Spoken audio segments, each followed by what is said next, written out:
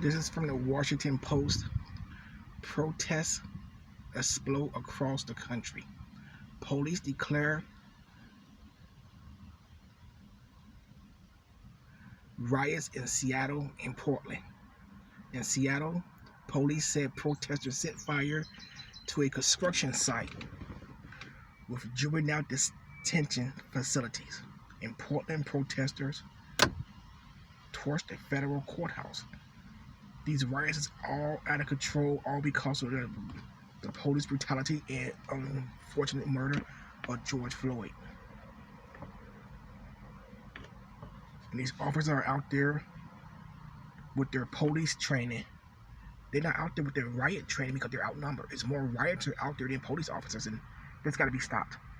I still think after Mr. Trump won the election for his second term in November this year, I still think he's going to send out the riot squads, the State Department, the National Guards to clean the streets. There's going to be a lot of blood, a lot of bloodshed.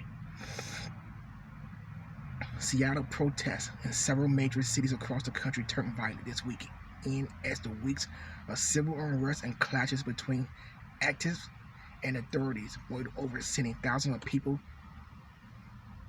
into public squares demanding racial justice.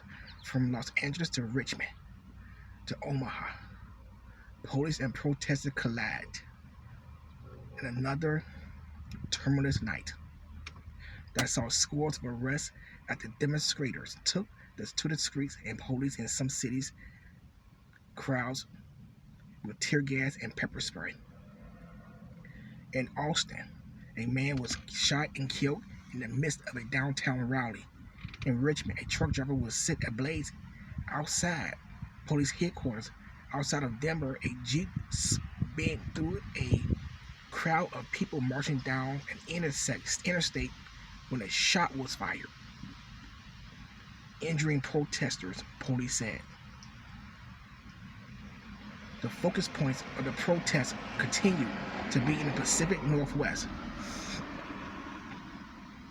where a weekend of clashes between activists and federal agents in Portland, Oregon, pumped new energy into a movement that began in the wake of the police killing of George Floyd in Minneapolis over the Memorial Day weekend. In Portland, the authorities declared a riot after protesters torched a fence surrounding a city federal court building. The violence conducted of people downtown created a grave risk of public alarm, the Portland police wrote on Twitter.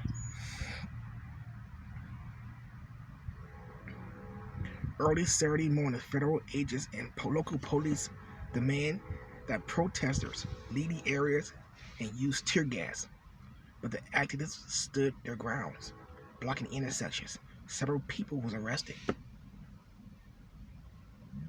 In Seattle, police declared a riot on Saturday afternoon and used pepper spray and flash grenades in an attempt to disperse a crowd of roughly 2,000 people in Capitol Hill neighborhoods, marching in the city's largest Black Lives Matter protest in more than a month.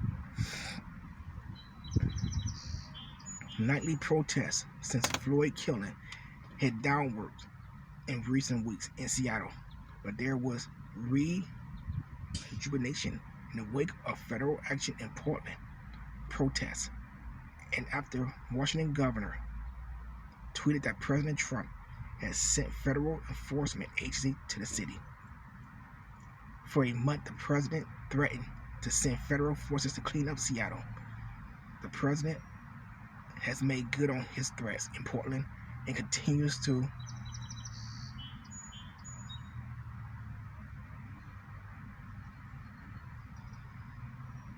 endanger communities and jeopardize the work of local officials. Seattle mayor said Wednesday in a statement, the president deploying preliminary type forces into American cities should concern all Americans and for the safety and well-being of our residents is textbook deportation. And I think the president have the right to keep the city safe of riots. I think the president have the right to keep the city safe from people burning down federal courthouses or burning down Wendy's. And I think the president held a right to protect law enforcement agencies because the average street police do not earn enough money to risk his life.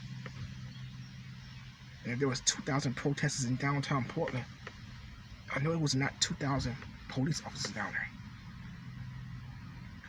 Portland Mayor, who's a Democrat, Ted Wheeler, who was tear gassed last week, as he joined protesters, has described the agents as occupational force. He described it as if the United States will go to another country and occupy that country. It has not only been vandalizing, but they are trying to burn it down, he said on ABC this week. We can't have this in American cities. We have got people there and fencing there, but they are throwing cocktails and doing all the kinds of riotings. Police in Richmond tweeted on a photo of rocks and batteries they said have been thrown at them, triggering them to declare the protest outside of police headquarters unlawful assembly.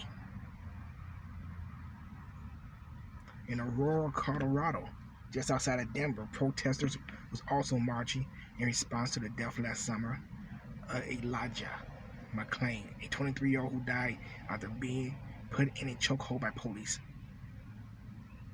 On Saturday, police said in a tweet that while the majority of protesters were peaceful, a group declared to hijack the meshes and cause major damage to the courthouse and courtyard. The protesters marched down I-225, cutting off traffic, but a jeep spurted through the crowd, sending protesters running for safety. A protester declared and decided to fire off a weapon, striking at least one other protester, police said on Twitter. That person was in stable condition in the hospital.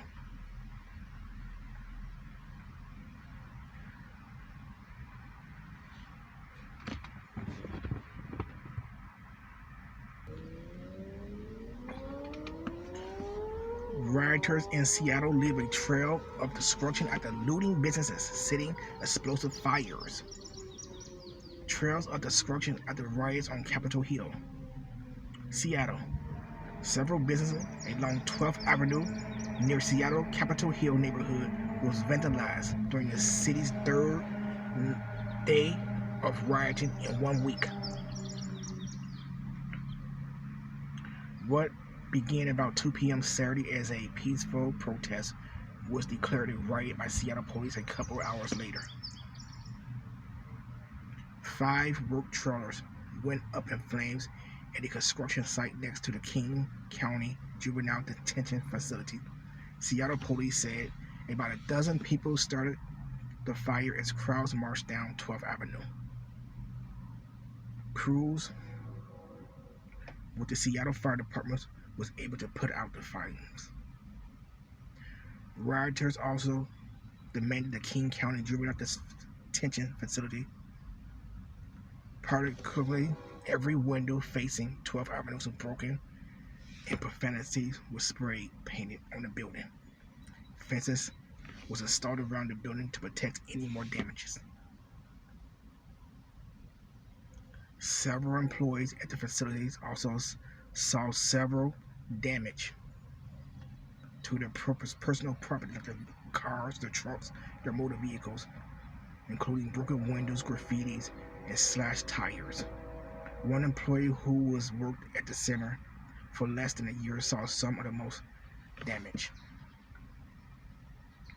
When will people realize that all these riots are started by thugs? These are just street thugs. And he said, well, look at all the white people out there rioting. Well, you got to realize this is the United States of America. Half the white ladies in America is married to black men. So half their families are black. And the other half of the white Americans think they're black. So how can you say, look at all the white people out there? The average American lady is married to a black man. So how can you say, look at all the white people out there? Yes, there's going to be a lot of whites out there in the 21st century in America protesting for blacks. Now, what would happen if the whites, Americans, that go to work every day, pay very high home property taxes to live in nice areas and hell, go out there and start protesting and they collide? Then you'll say, well, it's civil unrest. We have another civil war in the United States. People are already going to take so much. And like I said, this is enough. Enough is enough. Enough is enough. And all of this is happening because the United States of America caused all of this to happen. You name black people as God's people. They are the one that move into your neighborhood and you move out. Who want to live around them? Who want them in their business? They make themselves look suspicious. They the one who make everything suspicious. They're right now too good to wear masks, and we are all still under a coronavirus pandemic here in the United States. But they're the one that's too good to wear a face mask in the retail store.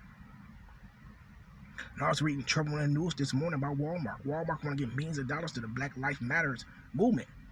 Why? When blacks are the ones that come into Walmart stores or other large retail stores and steal out of them. Or say I have a friend who's a cashier at one of those stores that don't ring everything up. Why? The United States is unrest because the United States made their own problems.